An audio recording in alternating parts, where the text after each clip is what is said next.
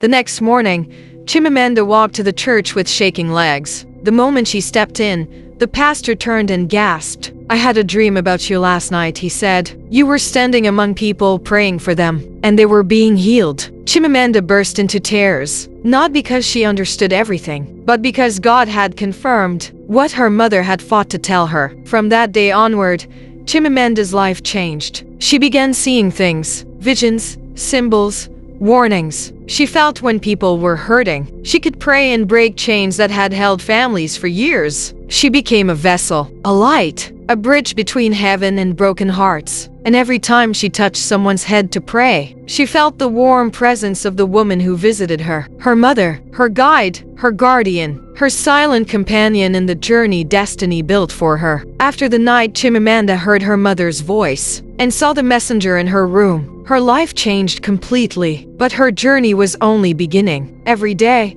the visions grew stronger. Sometimes she would see a flash of light around someone and know they needed prayer. Sometimes during worship, she would feel warmth on her shoulder, as if someone familiar was placing a hand there. That presence, that soft, comforting warmth, felt exactly like her mother. But one night, something happened that would shake Chimamanda to her core. It was the night of a special revival service. The church was packed. People came from distant villages to pray. Chimamanda stood quietly at the back, not wanting attention. But as the pastor lifted his voice to pray, she felt something shift in the atmosphere. A sudden stillness, a silence so deep, it felt like heaven was leaning close. Then she heard it, a soft whisper behind her. "Daughter." She turned, but no one was there. Yet the voice continued. "Tonight you must speak. There is something I left unsaid before I died." Chimamanda's heart pounded. Her hands trembled. She whispered,